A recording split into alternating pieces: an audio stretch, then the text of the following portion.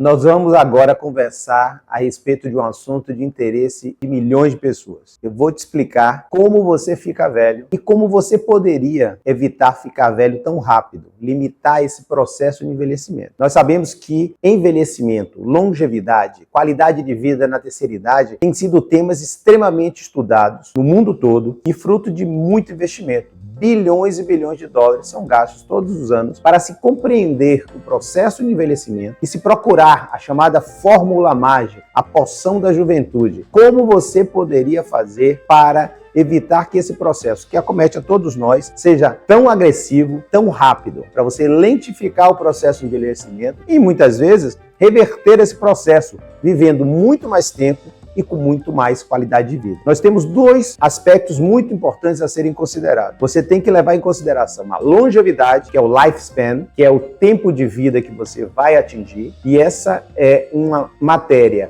e é uma variável que cada vez mais nós temos tido sucesso por uma série de motivos. Hoje não é infrequente nós encontrarmos pessoas com mais de 100 anos, que era um evento extremamente raro há 100 anos atrás. Nós sabemos que é um evento extremamente raro há 100 anos. No início do século XX, a expectativa de vida era em torno de 50 anos. Com o passar do tempo e o avanço da ciência, da compreensão dos processos fisiopatológicos, descoberta do antibiótico, descoberta do saneamento básico, de uma série de medidas de prevenção e tratamento de doenças, o aparecimento das vacinas, que controlou e limitou o impacto de uma série de doenças na população, nós observamos rapidamente o aumento dessa expectativa de vida, ao tempo em que, no fim do século XX, essa expectativa de vida, que no início do século era em torno de 50 anos, passou para 75, 77, até mais de 80 anos em determinadas populações. Nós observamos isso com muita alegria, mas com esse avanço da expectativa de vida, nós começamos a ter um outro problema, que é um problema bom, que é como fazer para que esse idoso não sofra tão agudamente ou tão fortemente os problemas relacionados à degeneração do corpo. Como ele pode ser um idoso saudável, com autonomia, tanto física quanto mental. Nós sabemos que à medida em que o corpo envelhece, uma série de processos bioquímicos e orgânicos são comprometidos. O rim começa a funcionar pior, o coração começa a funcionar pior, a reserva pulmonar também. Existe uma perda progressiva e continuada de massa muscular a partir dos 35, 40 anos, uma taxa em torno de 1% ao ano, se o sujeito não faz nenhuma atividade física, e um aumento significativo da massa de gordura corporal, em torno de 1% ao ano. Então, imagine um idoso que a partir dos 40 anos começou a perder 1% de massa magra e começou a ganhar 1% de gordura ao ano. Ele vai ser aquele sujeito que pode até não estar aparentemente muito obeso, mas ele vai ter muito baixa massa magra, com todas as repercussões e consequências desse evento. Nós temos hoje um termo cunhado chamado osteosarcopenia, que é a perda de massa muscular associada à perda de massa óssea. Osteopenia, osteoporose, com um aumento muito significativo na ocorrência de fraturas espontâneas, fraturas motivadas por quedas, e essas fraturas estão associadas a um aumento muito significativo da mortalidade desse subgrupo. Ou seja, compreender o processo de envelhecimento passou a ser uma das áreas da medicina mais estudadas. Compreender o que acontece no organismo do ser humano, o que é que acontece do ponto de vista bioquímico, do ponto de vista celular, do ponto de vista metabólico e as consequências dessas alterações no seu corpo, no seu organismo. O que é que isso ocasiona nas suas artérias, na rigidez das artérias, na presença ou não de placas de colesterol,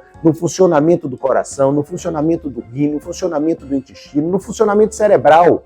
A gente está observando uma explosão de doenças neurodegenerativas, demências as mais variadas, doença de Alzheimer, doenças dos corpos de Levy, doenças relacionadas à demência frontotemporal. Nós temos hoje um mundo de doenças degenerativas que estão acometendo a nossa população, que está vivendo cada vez mais. E o objetivo da medicina hoje é estudar o processo de envelhecimento, os mecanismos que estão associados, que são os desencadeadores ou os potencializadores do processo de envelhecimento, para que nós possamos, de uma maneira orientada, científica, intervir nesses processos, nesses mecanismos, corrigindo os distúrbios e diminuindo a incidência de uma série de doenças, melhorando a qualidade de vida e fazendo com que o sujeito tenha a chamada health span, que é a longevidade, lifespan, com qualidade de vida, health span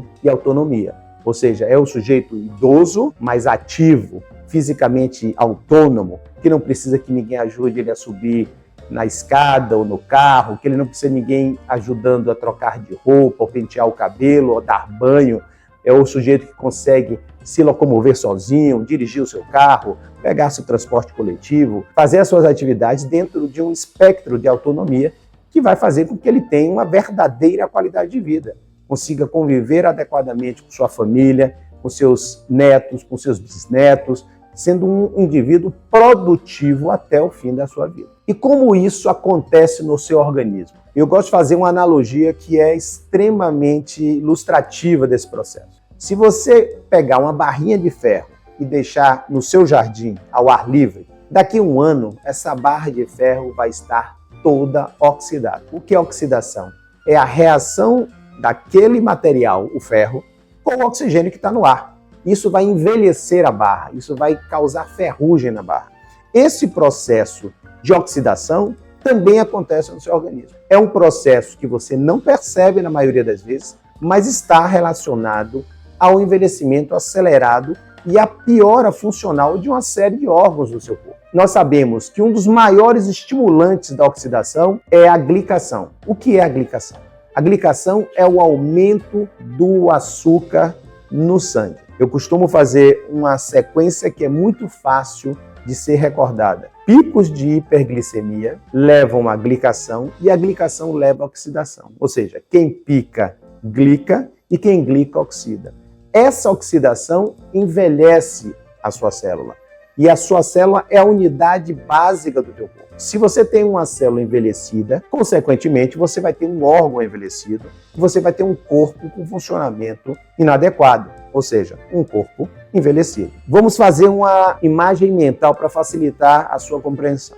Quando a gente come, o açúcar sobe no sangue. A absorção do alimento faz com que você absorva proteínas, gorduras e carboidratos, que são os açúcares. Essa absorção dos alimentos vai fazer com que tenha um pico de hiperglicemia. A glicose no sangue aumenta. Essa glicose no sangue aumentada estimula o seu pâncreas a produzir a insulina. E a insulina, ela é uma chave que é utilizada pelo teu corpo para abrir a portinha da célula e fazer com que a glicose entre. Em algumas situações, você tem uma dieta muito ruim, você tem uma dieta muito oxidativa, muito inflamatória, você tem muito estresse, você tem alterações intestinais que causam desbiose, você tem alterações neurodegenerativas, você tem alteração do ritmo de vida, não faz atividade física, dorme mal, tem estresse no trabalho, você tem um estímulo oxidativo muito significativo. E esse estímulo inflamatório e oxidativo vai fazer com que você tenha uma resistência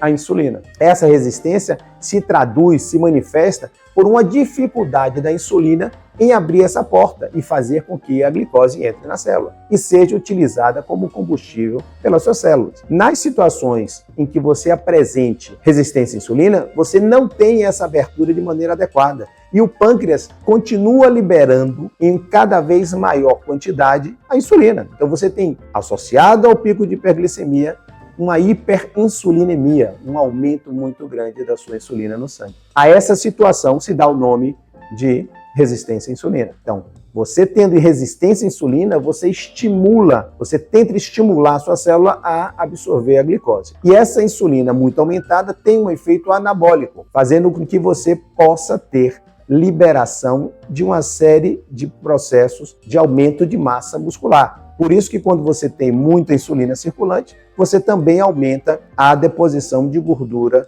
em várias partes do seu corpo, e em especial no abdômen.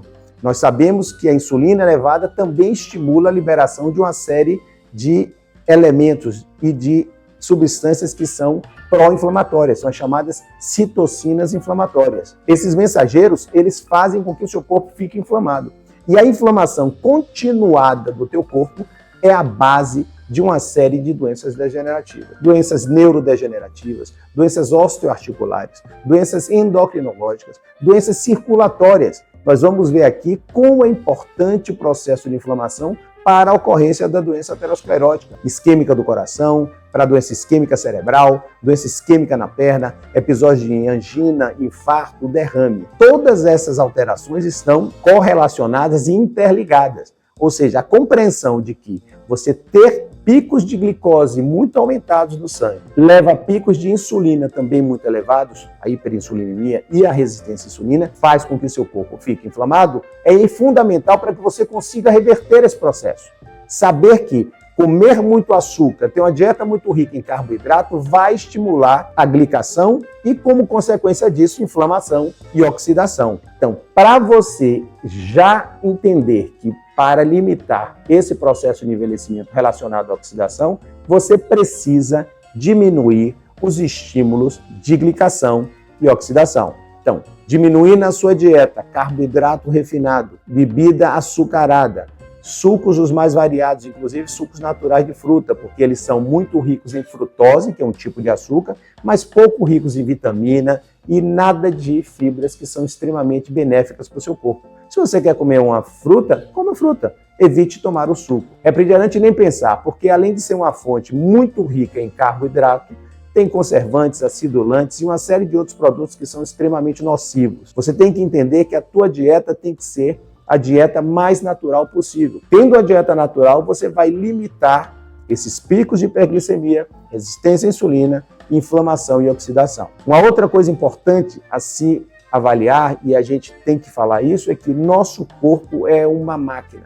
Ele precisa estar em contínua atividade. A atividade física regular vai desinflamar o teu corpo. É fundamental que você entenda que a atividade física, aumento de massa magra, vasodilatação, são observados em pessoas que fazem atividade física regular e continuada. Condicionamento cardiovascular e força muscular são a base de um envelhecimento saudável. Uma outra teoria relacionada ao envelhecimento é a chamada teoria da redução do encurtamento dos telômeros. Nós temos dentro da nossa célula o nosso código genético disposto na forma de uma fitinha, tá? São os nossos cromossomos. Esses cromossomos, eles têm umas perninhas que são chamadas telômeros. Esses telômeros, eles vão encurtando à medida que a célula se divide. Então, quando você atinge um determinado limite de divisões celulares, em torno de 40 a 60 divisões daquela célula, ela para de se dividir porque o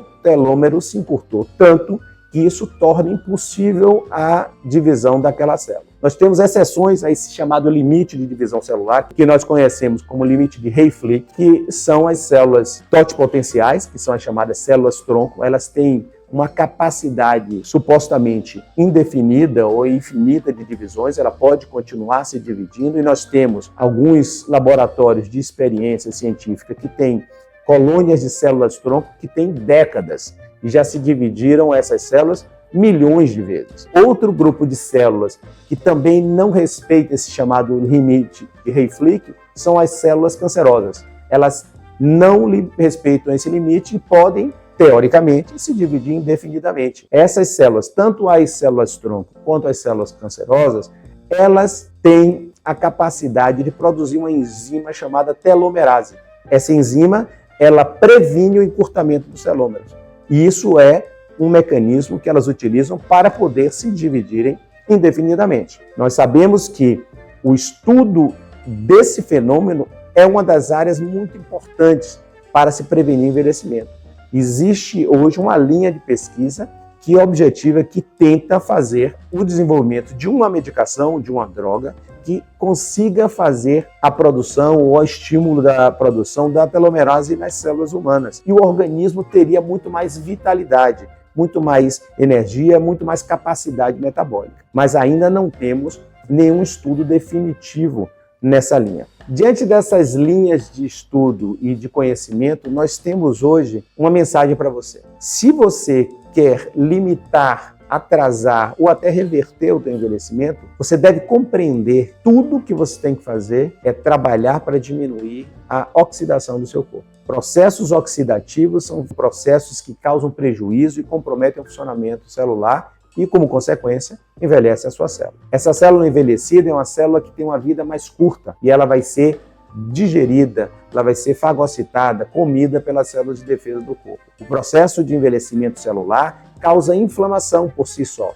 Isso também vai perpetuar e vai piorar o ambiente celular em torno daquela célula velha. Se você atrasa esse envelhecimento e você consegue reverter esses processos de glicação, de oxidação, você vai ter um corpo muito mais jovem, muito mais ativo, muito mais funcionalmente normal. E com isso, você vai conseguir viver muito mais com autonomia e com qualidade de vida. Se você gostou desse conteúdo, dê o seu clique aqui embaixo, dê o seu like, compartilhe com seus amigos. E se você está gostando e quer mais conteúdos, dê sua sugestão, que nós vamos postar muito mais conteúdo aqui para você.